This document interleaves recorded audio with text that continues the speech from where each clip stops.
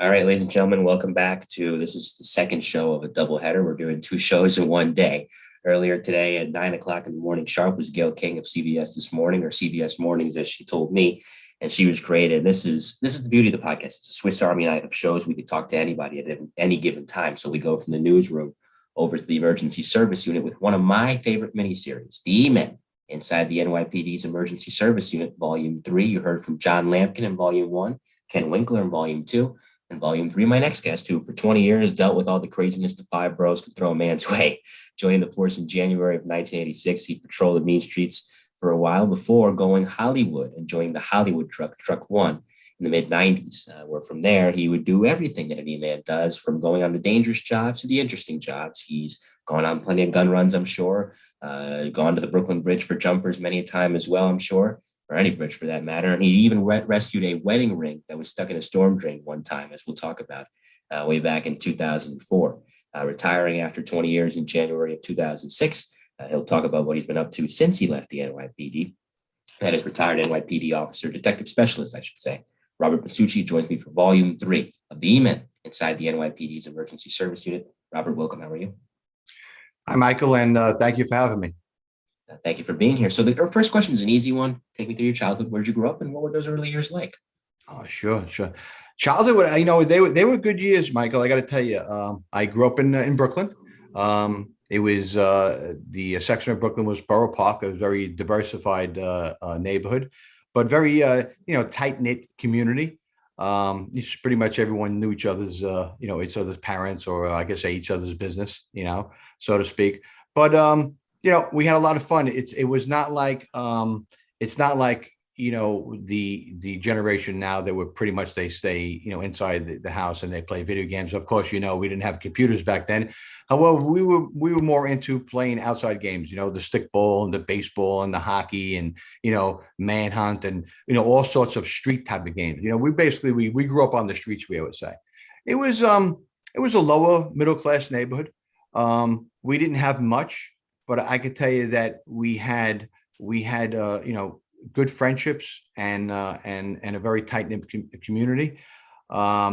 And it was a good school system that we went to as well. I attended St. Francis de Chantal. It was a Catholic school that I attended, and it was a good course to take while growing up. So really nice neighborhood and good community. It's changed since then. Over the years, everything changes and people move away, and new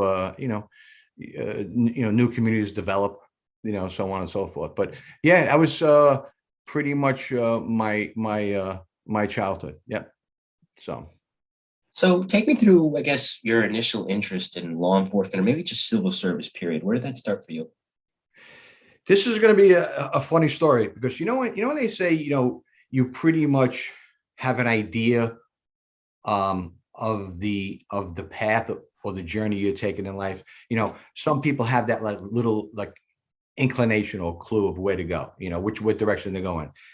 Not, you didn't know it back then when you were a kid, but these are the two stories I'm going to share with you. And it was, don't ask me how. It was like maybe an intuition. All right. But let's give you this one. So when I was young, I would say maybe I was maybe 10, 11 years old. We were playing, all the kids were playing on the block. Right. And the ball went over a fence, and this one kid climbed the fence to retrieve the ball. And what happened was he slipped, and a picket went into his lower jawbone, and it came out his mouth. So he was impaled on a fence. And at that time, all the mothers come out of the street, with their beehive hairdo, and please call 911. Everything was call 911, call 911. And the police, the local precinct, they arrived on the scene first, and they called for someone, but we were kids. We didn't know who they were calling for, but I remember an Esu, and I say truck, it was probably like a station wagon or a small truck arrived. But what distinctly that I remember was they had a round patch on their arm. Okay. And going back, the patch has evolved and changed since then, but I remember the round patch. All right. And I remember them cutting the fence, right, and having the picket basically still inside the child. And then they took the entire fence where they cut and they put him in the ambulance and they took him away. Now, just a story, right? Not knowing, but it was just something that stuck out in my mind. Now I'm going to take you a little bit further down, okay? A down range on this one. So now we're going to talk about 1975. 1975, there was a movie that came out. It was called Dog Day Afternoon with Al Pacino, okay? And back in those days, we didn't have the money to go on vacations. People would just, they were kind of like poor, you know, and you basically hung around the neighborhood. You did these sports and this and that, but there was some highlights. So this bank robbery in I think it was like, it was August, I think it was 72. a Chase Manhattan Bank was being robbed in Brooklyn, right? And they were holding hostages in the bank. And I remember my father coming home and he was telling my mother, he just came home from work and he says, "Oh, we're going to take the kids there's a bank robbery going on. There's all barriers set up and everyone's going down to watch this bank robbery." I remember this distinctively, right? So I was like, "Yeah, let's go." My mother screaming at my father, "No, you're not taking him. He can get hurt. He can get killed or whatever. What are you, crazy? Don't worry. We'll be fine. There's so many people down there." So it's hysterical. It's a story, right? So of course, my father, he takes us in his Studebaker car, right? And we drive down to this bank robbery. And there's all barriers up and there's all crowds of people around. And you see the actual person outside the bank walking back and forth, chanting, right? And he had hostages on the bank. But the one thing that I remember was the same uniforms, okay, that were on the front line that day was the same round patch on their arm. And it always stuck in my mind. And I said, wow, I was always impressed because it was like, wow, these are the guys, with the heavy weapons, Again, I didn't know, I was young, but it was like, those are the two interactions that I had with ESU. All right. And I said, wow, that, I always said that's pretty cool. But when you're a kid, you forget about it because, time marches on. And what was I looking for? I was very athletic and I was a very good baseball player. And my dream was to become a baseball player, just like probably every kid's dream back in those days. Right. But we didn't have computers. We didn't have, we didn't have the wherewithal to gravitate toward knowing how to get on, join a farm team, so to speak. Right. You didn't have like the connections they have today. But I do remember Macy's, right? Macy's, they threw a tournament with all the kids in Brooklyn, and there must have been like 2,000 kids that came down, right? And it was in the parade grounds, right, in Brooklyn. And we went down there, and you had to do like certain competitions. You throw the ball into a strike zone, several, and hit ball. But anyway, needless to say that I won second prize out of had to be at least 3,000 kids. Second prize, and I got a $250 check and a medal by Macy's. Now, $250 back in the early 70s was a lot of money, but more importantly, I kind of knew I had a little bit something of an athletic. Now, I'm not saying I could have made the major leagues, but I knew that if I had the wherewithal and what the kids have today with the internet and how to go about these things, I think I could have made a farm team. But that's what I was focusing on. Wasn't focusing on what other job that I was going to have in the future, But the reason why I shared those two stories, because as I'm taking you down this journey, right, you're going to see how ironic these things play out, right? So those two stories I wanted to share with you, right? And I kept those in my mind. And now as I'm getting older, right, started working, finishing high school, and the direction was, well, either you go to college or you get a job. So at the time, I really didn't know what I really wanted to do, like most kids, right?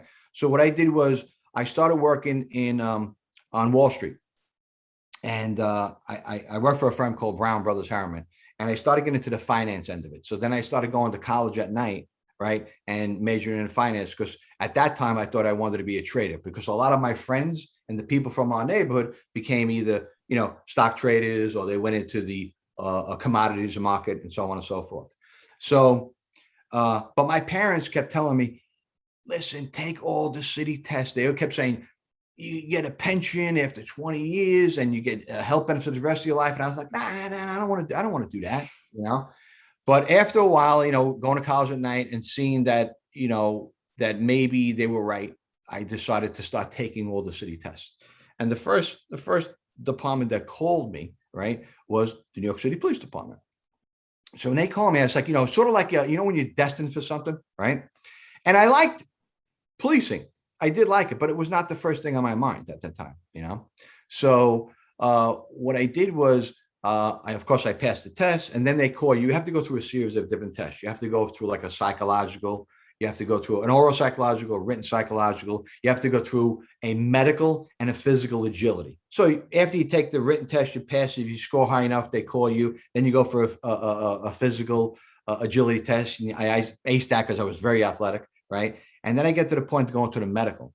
And when I went for the medical, I had a condition in my lower back, and it was my fifth lumbar, right, was cracked on both sides. Right now, I never knew this, right? I must have sustained a sports injury, but I never knew it when I was a kid.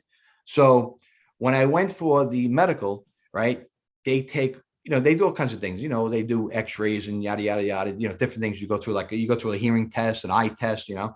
So when they got to at the end of it, this one person would come out and he would turn around. He was a police officer, and he said, "All right, everyone who passes is going to go in this group right here, and everyone who fails is going to go into this group." Right. So I said, "All right." So they'd call out the names, and I came up as a failure. And I'm like, "Oh, now I'm thinking, what's wrong with my heart? Maybe my heart, maybe my lungs. What could it be?" So they said, you should go see. You have a condition. It's called spondylolisthesis of the fifth lumbar. It's a crack on both sides, right? And they say it's either a sports injury or a growth spurt, right? Because I was always like kind of like on the small side when I was younger, but as a certain age, I grew quick. I grew tall, all right? So I went to all the doctors, and the doctor said, "Yeah," he goes, "They call it the bone is cracked on both sides, but there's no slippage, so it ain't slipping anyway. It's in place." So I said, "But I don't understand. I don't feel nothing. I don't feel no pain. I feel nothing wrong with me." So what I did was I appealed it, all right, and I went to see this doctor in the police department, like 3 or 4 months later, right? And they take you in a room, and they take all your clothes off, stand, touch your toes, stand on, raise your arms above, hop on one leg. I did everything that he requested, the doctor, and he marked me down as a failure. Now the reason why they fail is because when you're on the job, when you have a gun belt on, the weight of the gun belt and all of the other equipment you carry in this gun belt, it weighs on the lower back. And a lot of people who have this condition, right, can file for a 3/4 injury, right, a disability injury, right, once you're on the job, and say you got hurt and you sustained this injury on the job, right, being a cop. So at the time I said, no, I said, I was the type of person that I never give up in life. I'm very, goal driven, right? I stay focused, and I say to myself, I could do anything. I believe that anybody could do anything they want to do as long as you put the time and the effort in. So I appealed it again. 6 months later, they go down there, same doctor, he fails me. So they said, you have one final appeal. My advice to you is to go to a specialist and try to get some kind of medical documentation to state that you can work this type of job with this type of condition. So who did I know back in those days? I don't know any specialists. So I said, you know what? I'm just going to appeal it.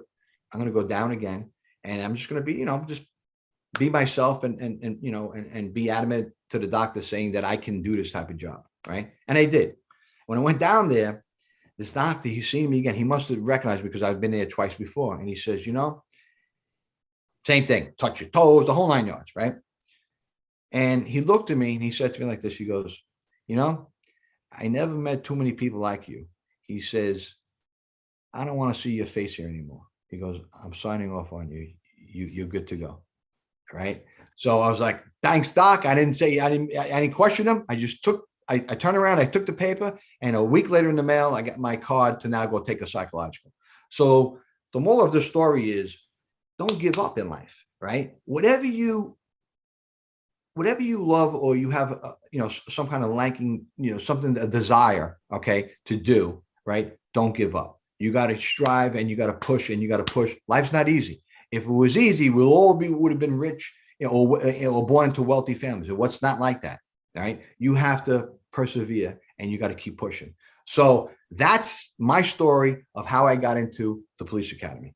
All right. And I'll take you into the issue in a little while, but I'll speak about, whatever question you want to ask me.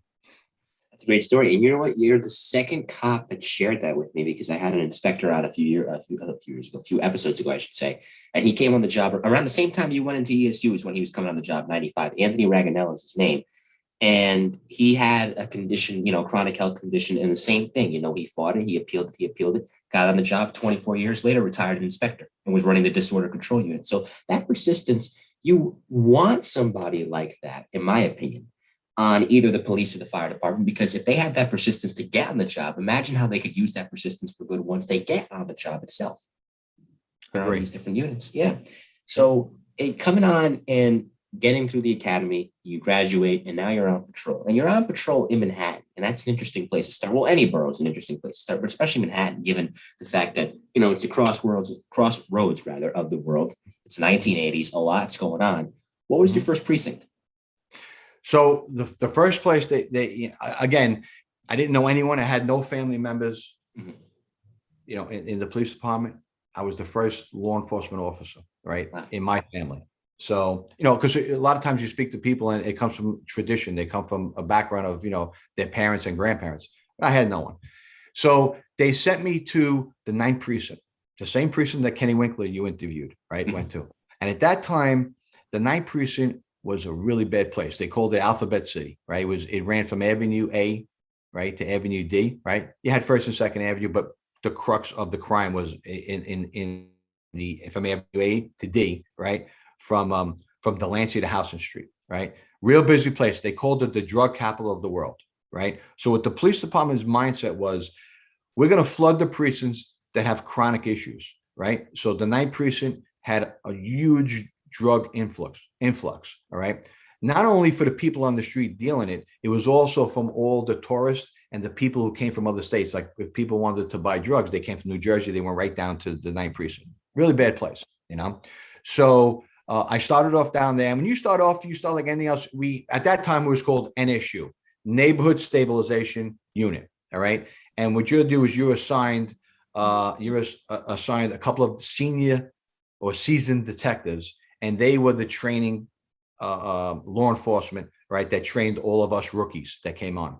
So of course, what you do is like 3 nights a week, you would be on a foot post. And then like 2 nights a week, you would be in a radio car, right, with 2 other cops and the training detective. So you get a little bit of flavor of being alone on a foot post, and you would get the flavor of the detective that can give you hands-on training. And those detectives we used to consider, in my early 20s, they were probably around my age now, and we used to call them old timers.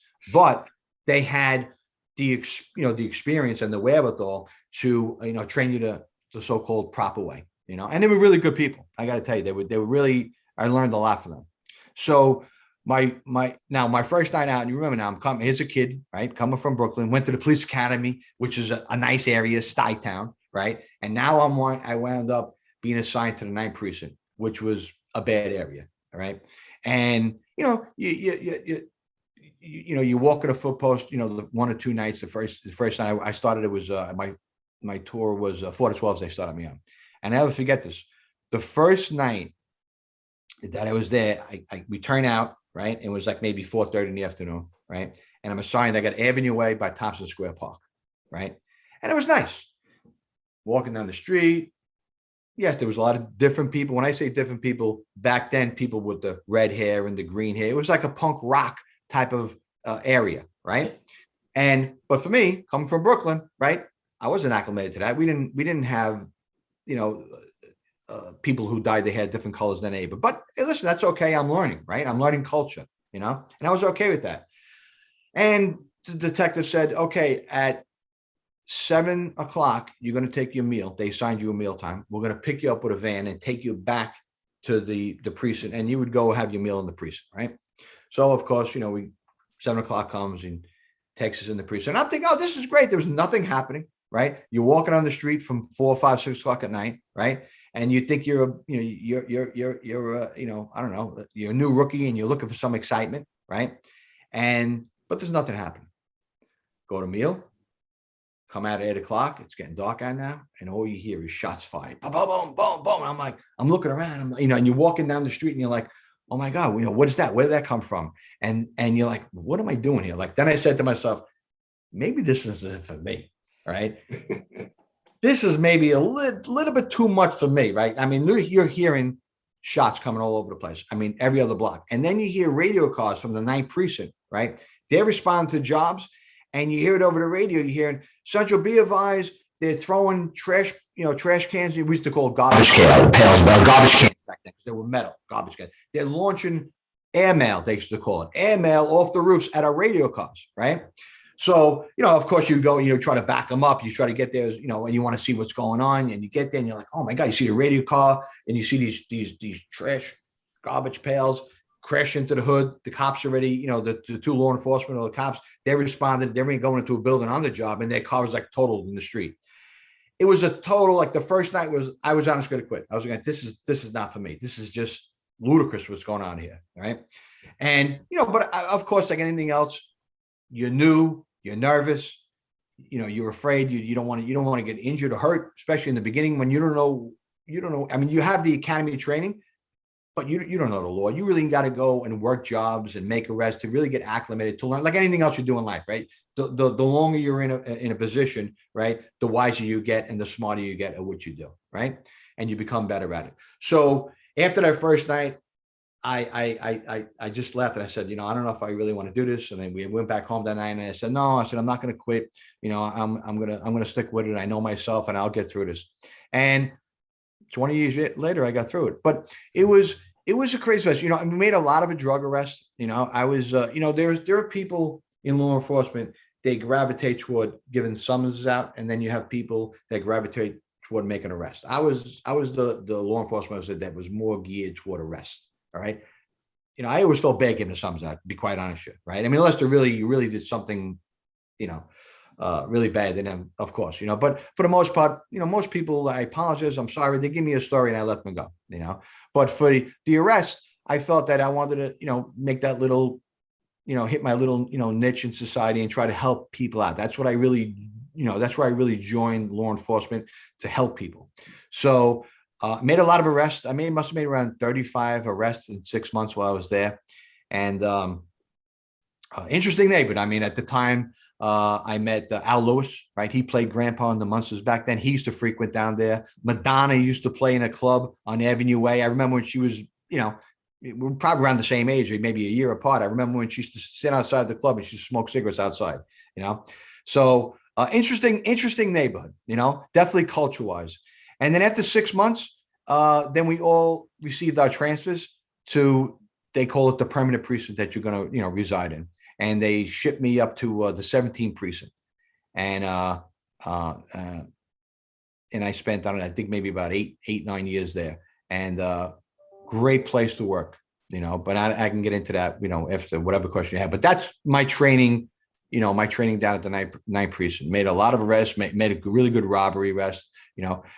Very active down there, but it was a tough place. Every night there was something going on, and I would say at least 3 nights out of the week, 4 nights out of the week, you would hear shots fired. Just about every night. Dangerous place to be. And you mentioned, and we're talking with Bob Masucci here in the Mike to Be podcast. This is volume 3 of the E-Men inside the NYPD's emergency service unit. You mentioned airmail. That's one of the more dangerous things you can find, because if you remember John Williamson, cop with the housing police, he got killed for that reason in 1993. Right. Somebody threw spackle off the roof and it hit him in the head as he was getting in his patrol car. He died about a day later from his injuries. Absolutely. Yeah. And it was a busy prison. I know Kenny Winkler, I watched this podcast, but I know Kenny a long time. Kenny and I grew up in the same neighborhood. Wow. I didn't know that. Yeah. Grew up in the same neighborhood. We knew each other when we were young, but then we eventually, we went our separate ways. And the next time I met him was an emergency. That's the ironic story. It's pretty wild. So, but I remember him speaking about, and which I knew about this, Foster and Laurie, that these are 2 young cops that were executed. They were actually shot behind the head, so it was a dangerous precinct. It really was.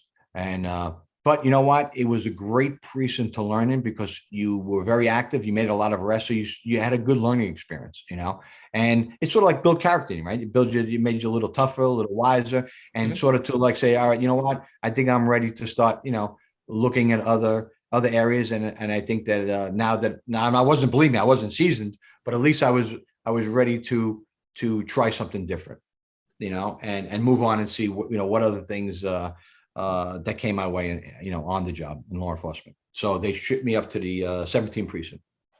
So we're going to dive deeper into your years at the 1-7 in a moment. But I do want to touch on one incident in particular. Then we'll get to everything else that you did at the 1-7. And that is April of 1989.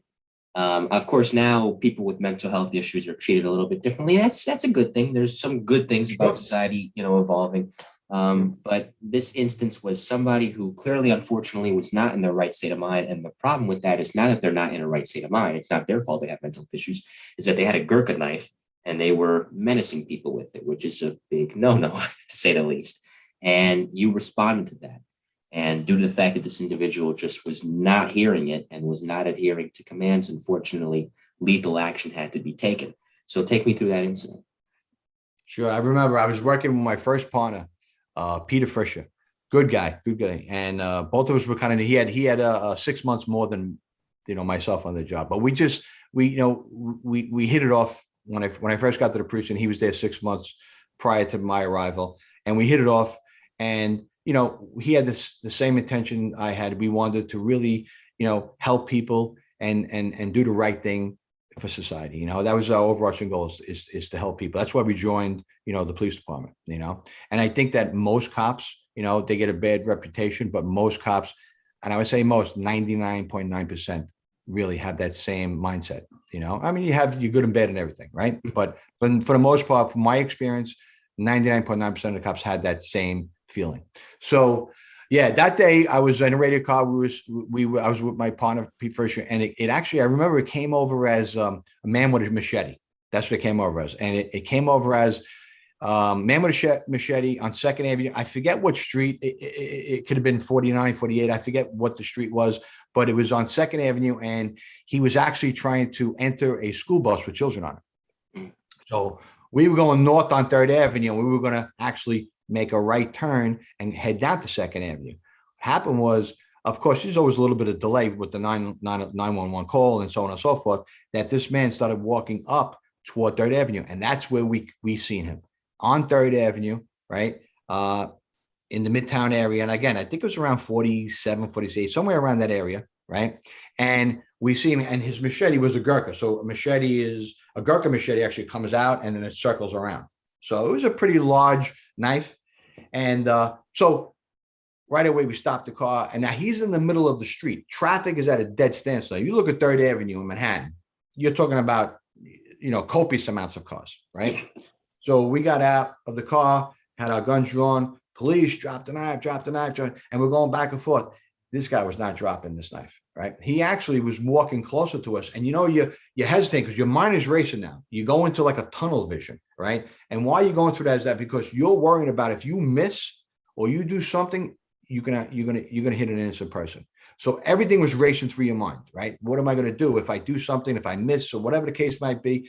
I'm going to hurt someone else, and that's not my overarching goal. My overarching goal is to stop this gentleman from hurting anyone.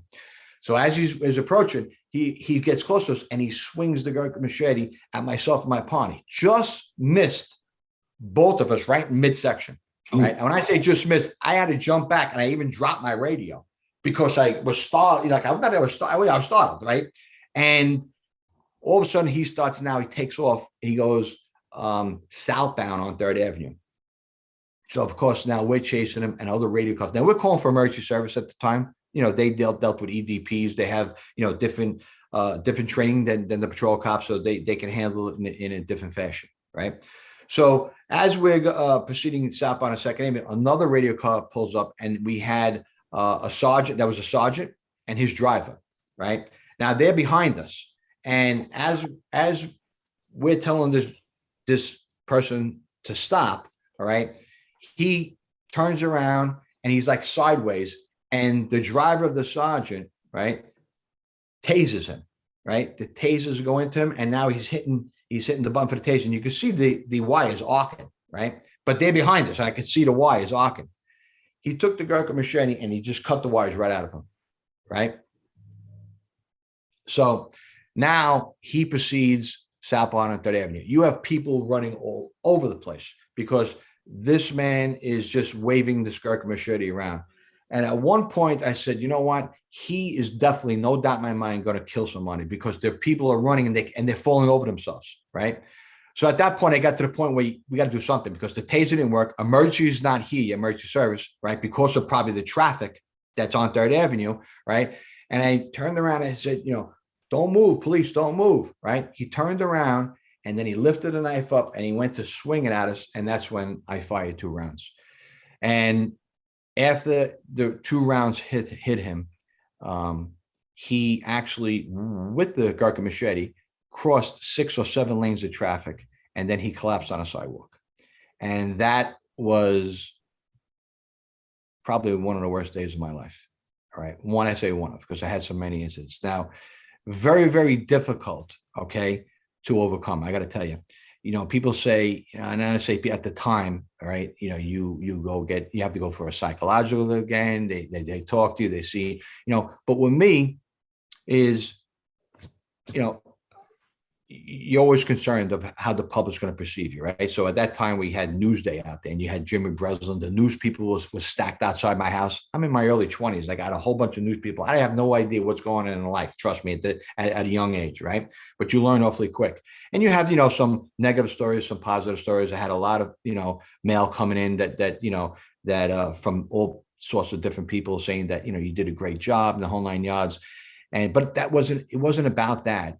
It was about that in my mind, I took someone's life. All right. And when you take someone's life, you live with that for the rest of your life. Okay. Till this day, I never stopped thinking about it. Not that I'm sitting here every day and think about it, but you never stop because I was raised Catholic, went to Catholic school. Okay. What are the do's and don'ts, right? All the commandments and everything they teach you, thou shalt not kill, right? So in my mind, it played on me and it leaned on me for a while because, I'm saying to myself, this is not me. I never wanted to hurt anyone, let alone take someone's life. All I wanted to do was make a difference in life, So it was, it was very difficult, very, very difficult time for me. And that was something that I had to live with for the rest of my life. And I can tell you something right now, any decent human being who could tell you that they can take someone else's life and it doesn't impact them is lying to you. All right. When I say decent, somebody in their right mind, I'm someone who's, has mental issues, something different, right? Someone who has an evil issues is something different. But for regular schmoes and Joes like me, all right, it bothered me for a very long time. Understandably. And to this day, I always think about it. Understandably. I mean, even if it is in that situation, it was the right call. Every other option had been exhausted. You don't wake up and say, I can't wait to shoot someone today. Yay. No, nobody, unless you're a psychopath, that's not a thought that ever crosses anyone's mind. And so now you have to, after all these exams, get back into the rhythm of patrol. Was there ever a point where you said to yourself, okay, finally, I feel a little bit like myself again, or did that never come for you after that incident?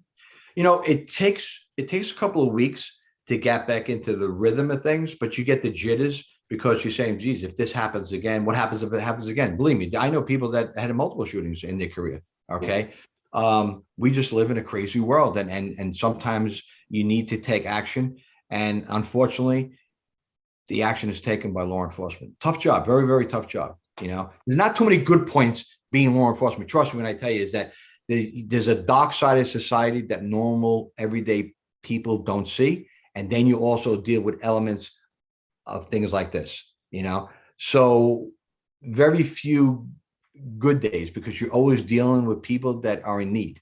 So you're always looking at the dark side of society, but it took me, just a little while to get back into the swing of things. All right. So to speak, but to cope with it at the time, I went to, my local priest and I spoke with, with the priest and we had a conversation and, the priest reassure you that you did the right thing. And then you go to the police department, you have to go through back to the psychological department that they send you to, and you have to speak to their counselors and to see if that you're okay to go back out, onto the streets and perform this type of work. So there was a lot going on, a lot of pressure going on, but overall, in my heart of hearts, I know I did the right thing. It's just that little seed that planted into your head growing up is like, thou shalt not kill, you know? It doesn't make a difference if it's justifiable. In my mind, you took someone's life. Not to mention, that person's family, I thought about also. That was someone's son, okay? That was someone's brother. That was someone's, I don't know if he was married, but I know, he meant something to somebody, and I took his life. That also, not only it created grief for me and my family, it created grief for his loved ones. And that's something you got to live with also. A lot of people don't think about that, Yep. but I thought about it because I'm a parent, I'm a father, and I know that if a law enforcement took my children's life, and it could be justifiable, you always have that inside. You're like, maybe I could have done better as a father, right? To educate my kids to do the right things, and what happened in whatever case, incident. You don't know, but all I can tell you is that it weighs on you in different senses. It's not just about you; it's about the family that I took this gentleman from. So And that's all I have to say about that. No, and I thank you for sharing your perspective. And it's not only obviously that aspect, but another layer is when they do have these mental health problems, you kind of wonder, as I know I do, as just an objective observer, okay, well, we know what they were like in a wrong state of mind. What were they like in a good state of mind? And that's another aspect of it too, that unfortunately comes into play after these types of incidents. So after some time in the 1-7, 1995 is a pivotal point in your career. You're halfway through your career. You got 9 years in the job. You're coming up on a decade on the job, and you decide to go to ESU. Now, we talked earlier, to go back to those stories you told about you remembering those patches on the uniform and seeing what they did. But besides that, what were the other factors that made you decide, okay, I want to up the ante and I want to go to what many would consider, the special forces of the NYPD? I'm going to tell you, that's actually a good story. And I'll tell you how that whole incident transpired. So when I was on patrol, right, you called the issue from a multiple of things, right? You would call them for not just EDPs, barricaded holding hostages. You would call them from a lot of rescue work. There was a large portion of rescue that was done by the issue unit, right? So auto extrications, we used to call them pin jobs, right? Any waterborne type of rescues, right? If a person's in the Hudson River or the East River, right, or a boat accident, right, you were involved in waterborne, right? I've been on several jobs where people that were struck by trains, or they fell onto the tracks, right, and they were struck by a train. So when I seen this and I seen all that they do, I knew right away in my heart of hearts that was for me. That's the direction I want to go in. Okay. So let me tell you how I got this. This is an interesting story. All right. And it tells you about how you're journeying in life, that I always say that your life is cut out, right? You can deviate a little bit to the left and you can deviate a little bit to the right. But I think a good portion of life, I think, is pretty much set when you're born. And here's how I'll tell you the reason why. So ESU is definitely an elite unit. All right. It was probably the most elite unit in the New York City Police Department. And they have, if not hundreds, several details. And you can go into narcotics, you can go into so many different things you can go into, But I chose ESU. Now the question is, how do I get to ESU? Right? ESU was a unit that you needed to know the right people, or you needed to do something spectacular on this job, all right, to be noticed, unless you knew somebody, right? If you had a parent that was an ESU, right, or if you had somebody that, a very close friend to the family, they would actually speak to a couple of people, and then it would ripple down, and hopefully you would get in. That's how most people get in, okay? But there are people that, regular Joes, I guess, like myself, that, you got to earn it somehow, and then you make your connections, right? So what happened to me is that a couple of years later, I would say in the early 90s, right, there was, we were on patrol, my partner and I, and it was on a late tour, right? And we were driving down the late tour, patrolling our sector, right? And we seen this car, it was like rocking up and down. So the first thing I'm thinking of is that they're boosting the car. They're trying to steal the car, right? So, of course, my partner and I, we park a little bit further back. And as we're approaching the vehicle, it was actually this gentleman, I want to say gentleman, but this male was raping this female in the car, right? He was holding her down by her throat, right? And he was raping her. So, of course, we're banging on the window, open the door. This guy wouldn't stop for nothing, right? So we wanted to break in the window, and we actually dragged them out through the car window, right? We made an arrest. We locked him up, right? And I went to trial on that, and he did about, I think he did like 7 years for that, right? So very good at rep. Now, there was a rash of rapes going on, right, at that time, right, in the confines of this precinct, right? That was one, I say, we got lucky, right? How many people you know that actually, that you could say on patrol that actually witness a rape in progress? Usually that's handed over to the detectives after the fact, and they investigate it, right? So that was a big arrest. And then we had this captain in my precinct. His name was Joe Lisi. Joe Lisi he retired. He's an actor. Mm-hmm. Joe Lisi is a good man, right? And he calls us in the office and he says, "Oh, great job, me and my partner, blah, blah, blah." I said, "Okay, thank you, Cap," this and that. And we walk out. About a week later, there was a serial rapist in the precinct, right? And he comes down to turn out the troops, we used to call it, right? He used to do the roll call. Normally a sergeant would do it, but he came down, the captain, and he said, he's turning out the troops. The captain wants to speak to everyone at the roll call. So what happened was he turned around, he says, "Listen," he goes, "there's a serial rapist in this precinct. We have a photo of him, and we want you to be, vigilant, all right, of your sector and patrol your sector and see if you can get this guy. If you get this guy, you come see us, say me, and any place you want to go is yours," right? So I'm saying to myself, "Gee, wow." I said, that's a pretty nice. You can go any place you want to go, right? So I said, "Yeah." They're passing the photo around, right? The photo comes to me. I look at it, and I got to tell you, I really don't forget a face, Michael. All right. It's one thing I have for some reason, if I met you 30 years ago, I would not forget your face. Right. I don't know why. It is what it is. Right. Mm-hmm. So I look at the photo. I turned to my partner and I said, "Hey, I locked this guy up 3 months ago for a misdemeanor offense. I know where he is. I know where he frequents." He goes, "Let me see that." I said, "Stay here. I'm running up to my locker." In my locker, when you make an arrest, you have like the pedigrees, you keep a copy of everything. Mm-hmm. So, and on top of the online booking sheet is a photo, and we stapled it onto, all the online booking sheets, and I keep a box. So if ever I go to court, I could take my packet with me, and I can refresh my memory of what had happened with the incident. I go up to my locker right away, and I'm looking through this box, and sure enough, here he is. I locked him up like a couple of months prior. So I run downstairs and I see my partner. My partner at the time was a gentleman named Joe Kaspari, good cop, really good cop. And I said, "Joe," I said, I know this guy is. This guy is a homeless guy. He sleeps in a refrigerator box, right, underneath the FDR drive. I know where he is." So he goes, "All right." He goes, I said, "We got to get this guy," right?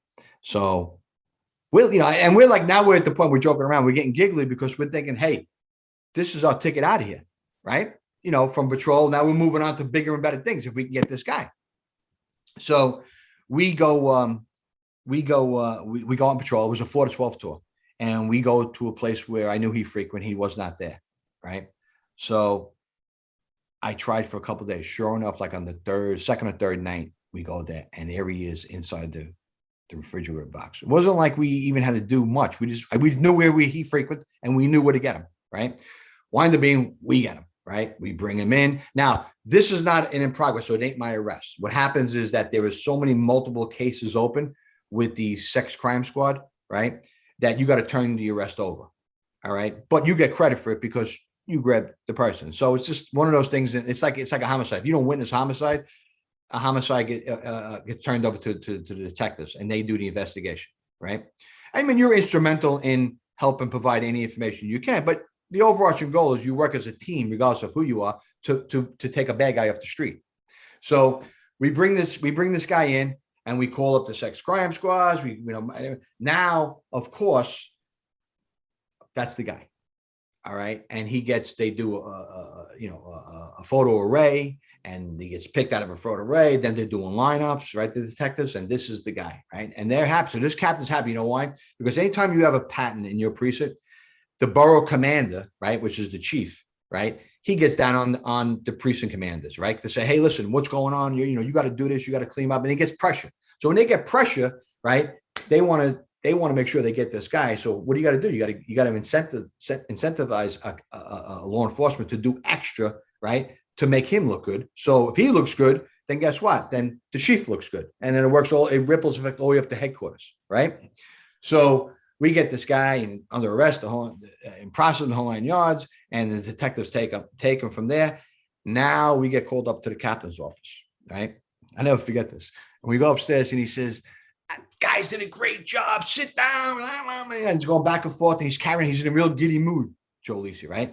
So he goes, "All right, guys, where do you want to go? Narcotics? You want to go here? You want to go here?" "No, I want to go to ESU." ESU? I said, wait, Cat, you said any place that I want to go to ESU, right? And he said, I don't know. I don't know if I can get you there. I said, so I get it. You break your promise, right? So I said, we walked out. We didn't say anything. We walked out. He gets mad. He gets mad because we walked out showing that, hey, you said something and you're reneging on what you said, right? So sure enough, he calls up the next day.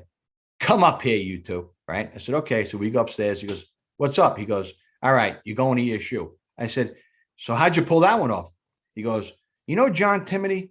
I said, "Yeah, John Timoney was first deputy commissioner." "Yeah." He goes, "When I started out, he was my radio car partner." I said, "Really?" He goes, "I called John up." He goes, "You guys are going to ESU." I said, "Really?" He goes, "In the next class, of course." So I said, "When they call, you're in the next class." So, I guess three months passed, and down the teletype, it came that you were going into the next ESU class, right? But prior to that, now let me tell you this now. So prior to that, this is a good story also. Prior to that, excuse me? I said, please, yeah, share. Thank you. So prior to that, even though you're in, you still got to go for interviews, right? So when I go for an interview, now mind you, all right, there's a little thing in the police department, right? And it's nothing to do with, it's just the way it is, right? The Irish, right, worked in ESU. The Italians worked in the detective squad. Okay. That's the way it was. Not everybody. I mean, ESU had some Italians and detective squad, but predominantly that was the gist, right? So I go for this interview and I see this Irish sergeant. I won't mention his name. He's long retired. And he says to me, he goes, "I hear you did a lot of good things." And he's great. He goes, "I hear a lot of good things about you." He goes, "You guys, I hear, are really great cops in the precinct." Blah, blah. He goes, "I would love to have you." He goes, "But I got to say one thing. Take a look around the room over here." And he goes, "What do you notice?" And I'm looking around. I'm young, right? I'm looking around. I don't know anything, right? He goes, "Take a little closer look at the nameplates." So I'm looking around and now it hits me. He goes, "You came to the wrong squad. You got to go to the detective squad." And I said, "I don't want to go to the detective squad. I want to come to ESU." Right. So lo and behold, they did clear up. And 3 months later, we were in ESU. It was a funny story, but there's cultures, right? But it was not done in a malicious way. Back in those things, it was acceptable, right? It was those things that we didn't look and say, "Oh, it's racism." You didn't do that. It was just different cultures, and you accepted it, and you got along with people, and you worked things out. It was different than this day and age. Everything is racist. We're not racist. Nobody's racist. There are a lot of great people out there, but that's the way probably it would have been perceived at this day and age. But back then it was like, no, I want to go here. And eventually I got there. Right. And then 15, 16 years later, I seen that same sergeant and I said to him, he goes, "Hey, kid." So he used to call me kid. Right. And I'm older now. Right. He goes, "Did you make it to the squad?" I said, "Yeah, I made it to the squad." I said, "I made it to ESU," because ESU is called the emergency ESS, really, right? Emergency Service Squad. So I said, "I made it to the squad, the emergency squad." And that's how I got there. And that's the story. That's amazing. It's amazing. We're talking about Masucci here during a podcast. Yeah. So you talk about perseverance. Let's go back now to the childhood, right? When I mentioned those two stories, right? Mm-hmm. I think it was just meant to be. That's where I needed to be in my life. So there it is. There you go. This is volume 3 of the miniseries, knee men inside the NYPD's emergency service unit. We're happy to have them. So I never got the chance to, I guess now that I have you, I will, to ask about the ESU Academy. I know John Lampkin said back in the day, and I think Kevin Barry from the Bomb Squad touched on this too, because Kevin was a knee man before he went to the Bomb Squad. It was six weeks, but by this time it was 6 months. So take me through ESU Academy, because that's interesting. Yeah, listen, it was a tough academy. I mean, they train you and they walk you through everything you need to know, right? To have the wherewithal and the tools, all right, to handle any jobs. Now, of course, when you get to a truck, you're trained by senior people, but you have the foundation. So when you go to the academy, ESU Academy, they teach you how to auto extrications, right? They teach you, you have to be a certified PADI's diver, right? A rescue diver. So they teach you, they go through the whole, diving course. They teach you hazmat operations. They teach you every single tool that you can think of that you need to facilitate a rescue. All right. Then they take you to high angle rope rescue. So they teach you how to, not only to make the rescue, of how to tie off to anchor points and different knots and different systems like pulley systems. All right. So they teach you the whole gamut. All right. Then they also teach you, a lot of people don't talk about, beside the rescue portion, right? And that whole area, then they have to teach you tactical, right? They send you to the outdoor range. You have to start firing different weapons, right? All the weapons that ESU, they carry on their trucks, right? So every weapon they have, they run you through the whole gamut, and they make you know that weapon inside and out. All right. Sort of like in the military, you need to know how to break it down, how to clean it, the whole 9 yards, right? And a lot of people don't even talk about this. We also do animal rescue for the city. All right. So animal rescue was another portion. And then at the end, they do, you have to be an EMT, emergency medical technician. So you have to go through that whole course. And you have to go through elevator escalator school with Otis, with a company like an Otis type of company. They utilize Otis, but there are several companies. So you have to learn how to extricate people out of a stuck occupied elevator, or an escalator where a kid's foot gets caught in the comb or the sidewall of the escalator. You have to know how to take this child's foot out, right? Most kids would have the shoelaces untied, it gets sucked under the comb and it wedges in, so you have to know how to extricate that child. So and then the last thing they do is you rappelling out of helicopters, right? You're doing fast roping out of helicopters, right? And then the last thing you do is walking up the Brooklyn Bridge, the cables to the top of the bridge. And of course, the night before, you don't sleep because you're thinking about, I'm going to fall off this bridge. But you get to the point where they train you so well, all right, with the equipment that you have. So much about what they do is they build confidence in you and the equipment that you utilize. So the equipment you're using, what the weight capacity is, what the tensile strength is. Everything about the equipment you're using. So it's a confidence builder. All right. So in the beginning, that first day, you're walking up the bridge and you're taking baby steps. And you're like, oh God, please don't make me fall off this bridge. I would say a couple of years later, you're running up those cables like it doesn't even exist. That's the confidence they build in you. So what the school really does is give you a foundation, okay, of how to utilize every piece of equipment. And they give you different scenarios that they experienced on patrol to utilize that equipment.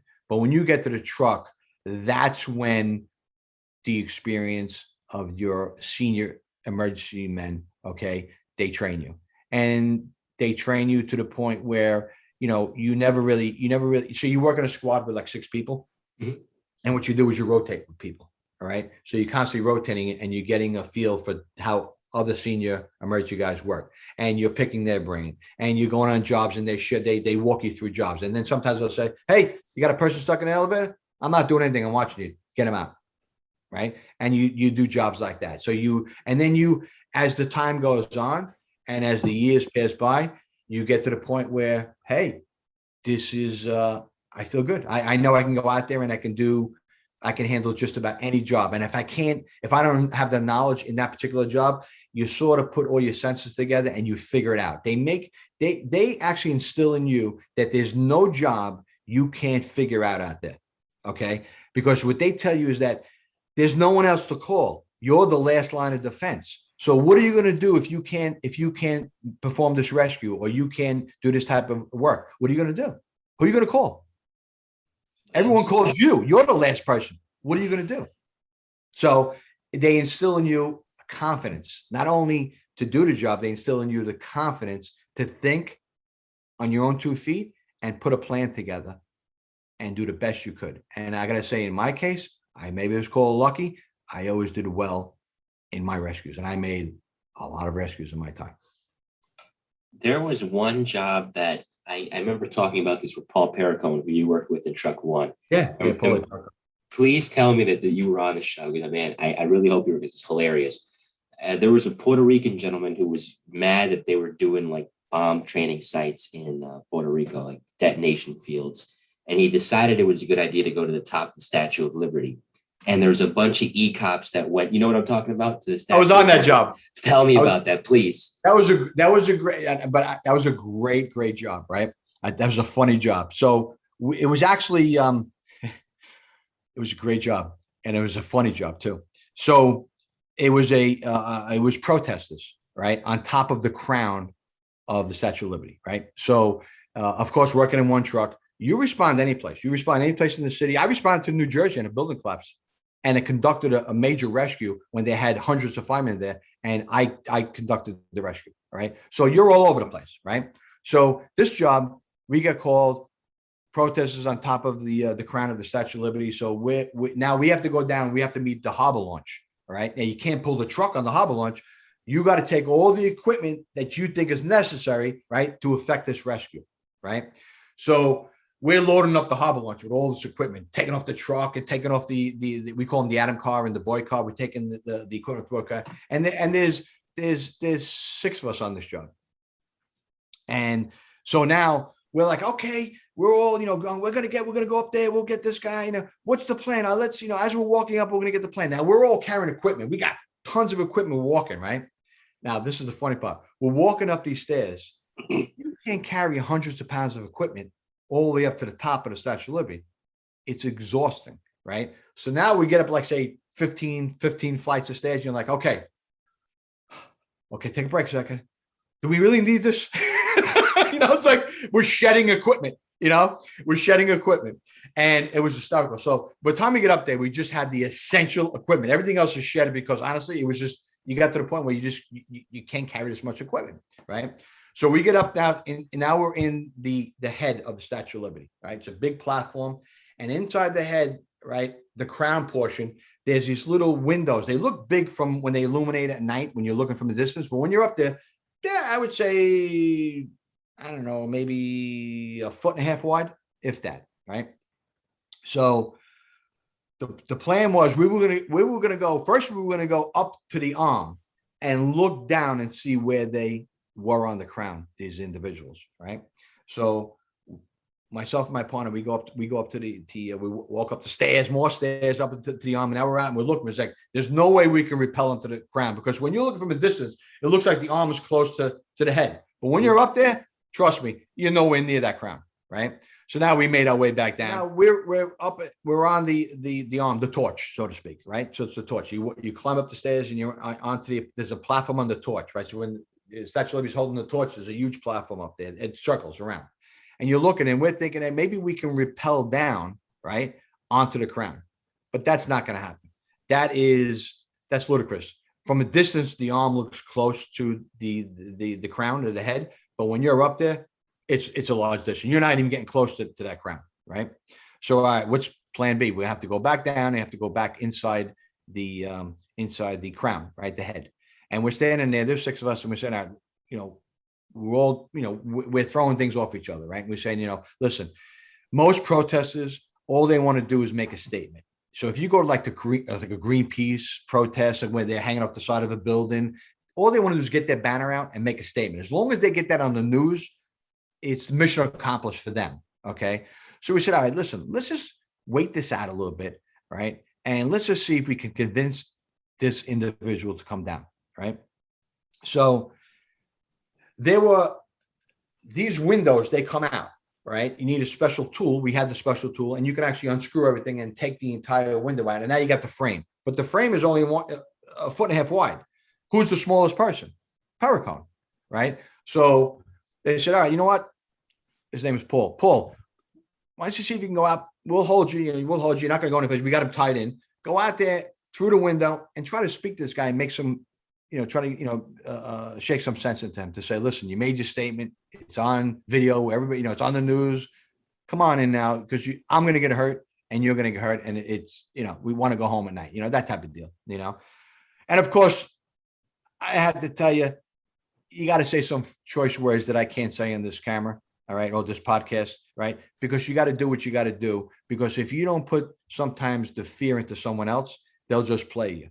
All right. So you got to say certain things that to convince them to surrender and let's give it up. Okay.